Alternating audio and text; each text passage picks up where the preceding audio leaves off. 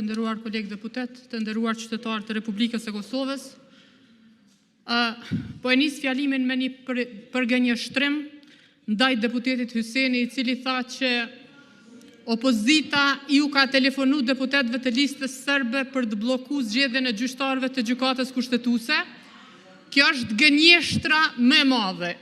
Deputet në qoftë se ki fakte të bëj thirrje me i publiku ato, vetëm me të fakte që ekzistojnë për koordinimin e partive politike me listën serbe janë atëherë kur shefja e grupit parlamentar në legjislaturën e kalume është koordinu me listën serbe. Në qoftë se ki fakte, publikoj, pa fakte mos shpif sepse është tepër e ulët. Në ndërkohë kur po flasim për skandalet në sektorin e energjisë elektrike, të nderuar kolegë deputet, të nderuar qytetar, keq menaxhimi i sektorit të energjisë elektrike është vula e keq qeverisjes së lëvizjes vetëvendosje që 6 vite, ku më së miri shprehet kapja e institucioneve në mënyrën më arbitrare.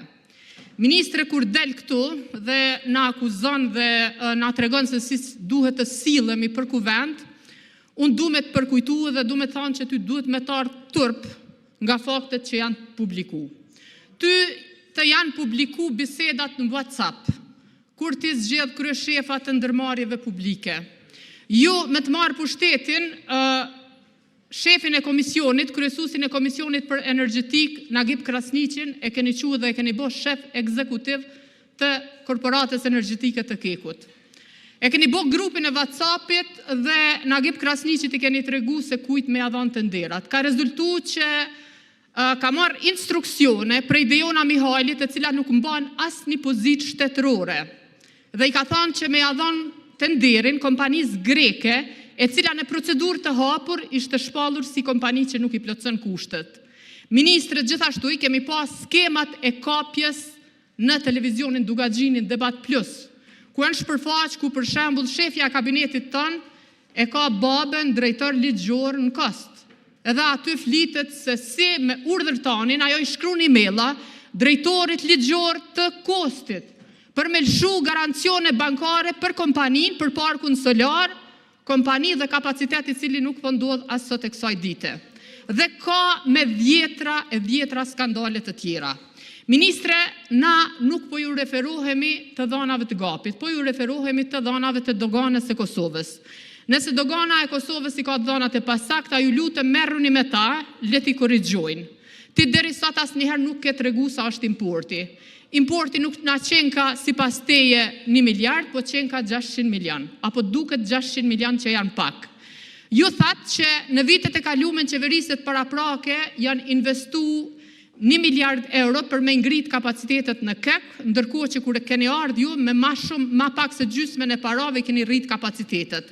Qysh ka mundësi me rrit kapacitetet edhe të njëjtën kohë me importu 169 milion vetëm në vitin 2025 sipas teje, ndërsa dhanat e doganës e Kosovës tregojnë që janë importu 259 milion euro. Ne si opozit nuk po kemi qasje në dhana të tjera përpos në dhana zyrtare të institucioneve të Republikës së Kosovës, edhe ato të Agjencisë së Statistikave të Kosovës që operon në kuadër të zyrës e kryeministrit. Ministre, ju e dini shumë mirë çysh i keni kapi institucionet. Zyra e rregullatorit të energjisë nuk ka reagu. Edhe në kohën kur qytetarëve të Kosovës u është faturu 800 euro vetëm transporti i 1 megavatit të energjisë elektrike. Në kohën kur Kosova e ka ble megavat orën 100 euro në bursën e Hupeksut, vetëm transporti i ka kushtu 800 euro nga mafia energjetike të cilën deputeti Haradinaj e përmendi. Dhe zyra e rregullatorit të energjisë nuk e ka ndërmarr asnjë hap. Sepse po kjo zyrë që është votu, bordi që është votu nga mazhoranca në këtë parlament, nga lëvizja vetëvendosje, e ka licencu EFT-n e Vuk Hamoviqit.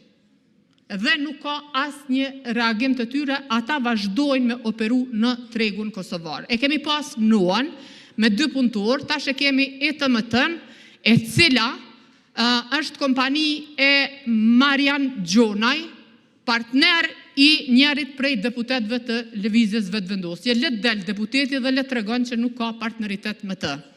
Është deputeti Ahmeti, se nuk po ju mbajmë emrat përbes se duni me dalë me folë dhe me ju pa kush jeni në mënyrë që t'ju mbajmë emrat. Nuk jeni shumë, po jeni vetëm numra, ashtu qysh ju konsideron edhe kryeministri juaj.